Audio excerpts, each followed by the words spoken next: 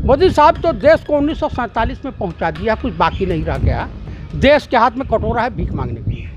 China के company जितनी है उसके पार्टनर हैं माननीय अडानी साहब, अंबानी, जिनके लिए माननीय प्रधानमंत्री महोदय काम करते हैं। अभी डरपोक, कायर, सरेंडर, जुमलेबाज, झूठे, ठग, धोखेबाज हमारे देश के प्रधानमंत्री और सत्यानाशी प्रधानमंत्री साबित हुए। देश का कुछ अंधविश्वासी, बकलोग, मूर्ख हिंदू अंधभक्त हैं जो कुकुर की तरह से इनका सपोर्ट करते हैं, तो उनके साथ झूला उला झूले हैं। आज जितने पैप टैप बंद कर रहे हैं उससे कोई फर्क नहीं चाइना पे पड़ने वाला। तो इस देश में अघोषित इमरजेंसी है।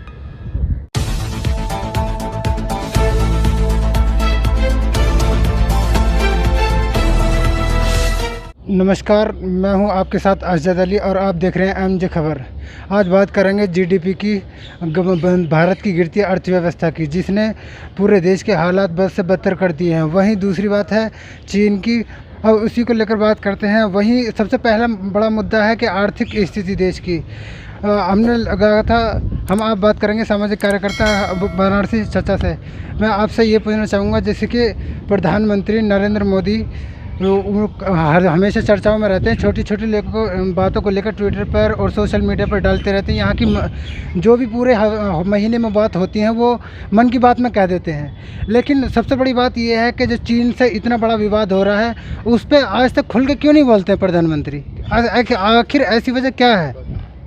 आरएसएस, इनका विवेकानंद फाउंडेशन और विदेश मंत्री के पुत्र का की एक संस्था है, चाइना से तमाम तरह से उस कंपनी, उन संस्थाओं में पैसे आते हैं। माननीय जो पीएम साहब हैं उन्होंने एक केयर फंड बना रखा।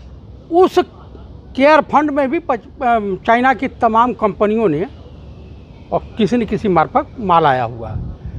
दरअसल जिनपिंग साहब जो हैं, चाइना के जो राष्ट्रपति हैं, वो कम्युनिस्ट वाले हैं, माओवादी हैं, माओ से तुंग को मानते हैं। माओ से तुंग वहाँ पे बगावत किए थे, किसानों को और छात्रों को, तमाम लोगों को लेकर के। वहाँ डिक्टेटरशिप है, तो उनके साथ झूला उला झूले हैं। आज जितने पैप टैप बंद कर रहे हैं उससे कोई फर्क नहीं चाइना पे पड़ने वाला। चाइना के कंपनी जितनी है उसके पार्टनर हैं माननीय अडानी साहब, अंबानी, जिनके लिए माननीय प्रधानमंत्री महोदय काम करते हैं। देश की जीडीपी गिर रही है, देश की अर्थव्यवस्था का सत्यानाश हो रहा है, -24% पहुंच गई है देश की जीडीपी विकास दर, लेकिन 35% मुकेश अंबानी और अडानी की संपत्ति में इजाफा हुआ है। ये देश के हितसमस्त हिंदुओं से राम मंदिर के नाम पर, धर्म के नाम पर हिंदुओं का शोषण कर रहे हैं। इस देश का कुछ अंधविश्वासी, बकलोग, मूर्ख हिंदू अंधभक्त हैं जो कुकुर की तरह से इनका सपोर्ट करते हैं। लेकिन अब उनके घर में भी खाने के लाले पड़ गए हैं। 6 महीना रुक जाइए, ओनली फॉर 6 मंथ। इस देश की जो स्थिति होने वाली है उसकी कल्पना भी नहीं की जा सकती। माननीय मोदी साहब पढ़े लिखे नहीं, हाई स्कूल हैं। मैंने एक बार राजीव शुक्ला का इनका इंटरव्यू देखा है। इन्होंने मन की बात में और चैनलों में और भाषणों में कहा कि मैंने 15 साल या 20 साल या कितने साल भिक्षाटन किया, भीख मांग कर के खाया। इसीलिए मैं हिंदुस्तान के बेरोजगार नौजवानों को, हिंदुस्तान के श्रमिकों को, हिंदुस्तान के किसानों को भिखारी बनाना चाहता हूँ। बना रहे हैं, इनके मन की बात है, हृदय की इच्छा है। खुल के बोलेंगे तो जनता विद्रोह कर देगी। इस देश की अर्थव्यवस्था कोमा में चली गई है। यह देश आर्थिक रूप से दिवालिया हो चुका है, सिर्फ औपचारिक घोषणाएं बाकी हैं। उससे कह रहा हूं कि ये सिर्फ जुमलेबाजी है, बकैती है, झूठे वादे हैं, दिव्य स्वप्न हिंदुस्तान को दिखा रहे हैं, लेकिन हिंदुस्तान का पढ़ा लिखा तबका, छात्र, किसान, अब इनके मन की बात को 50 करोड़ की संख्या में नकार दिया और 50,000 के करीब इनको पसंद किए। वो जो कुकुर टाइप के अंधविश्वासी बकलोल हिंदू अंधभक्त हैं, वो तो हर जगह रहते हैं। अगर इस देश का विकास देशवासी चाहते हैं, या छात्र और बेरोजगार नौजवान बेरोजगारी से मुक्ति चाहते हैं, देश के विकास दर को आसमान पर ले जाना चाहते हैं, देश सरपट आर्थिक रूप से मजबूत हो, देश की सीमाएं सुरक्षित हों, तो सभी देशवासियों से मैं आपके चैनल के मार्फत हाथ जोड़ के प्रार्थना करता हूं, वो राहुल गांधी जी के कंधे से कंधा मिला करके और कांग्रेस की सरकार लावें, तभी इस देश का कल्याण होगा।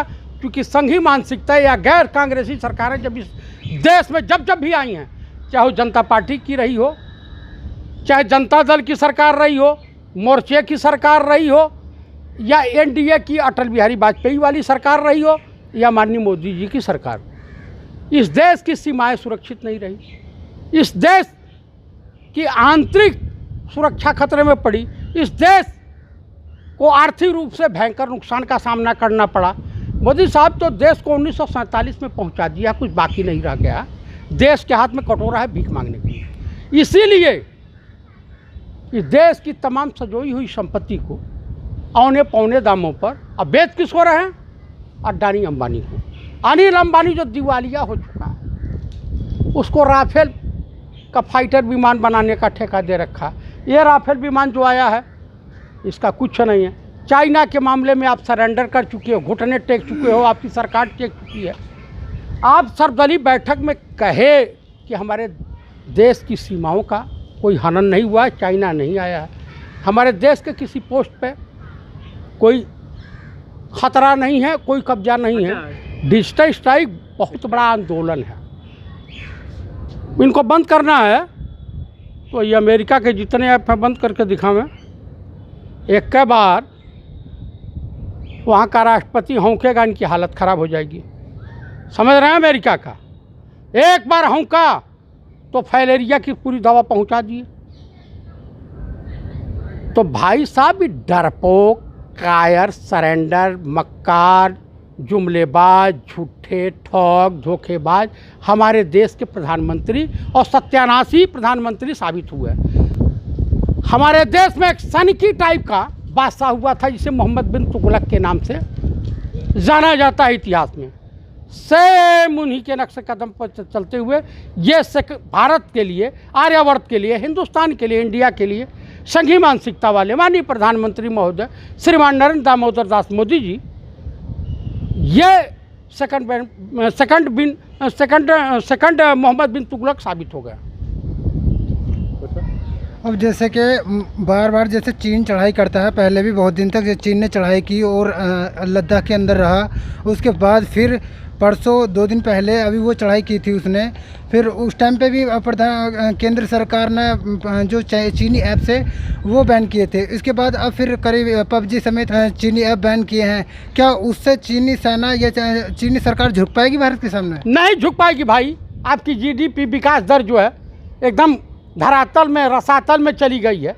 अब क्या चाइना का मुकाबला करेंगे? चाइना का मुकाबला बाबू इस देश का सैनिक, नौजवान, किसान और जवान करेगा। मुझे न इस देश के किसानों पे कोई शक है, न इस देश के नौजवानों पे कोई शक है, न इस देश के सीमा के प्रहरी सेना के जवानों पे कोई शक है।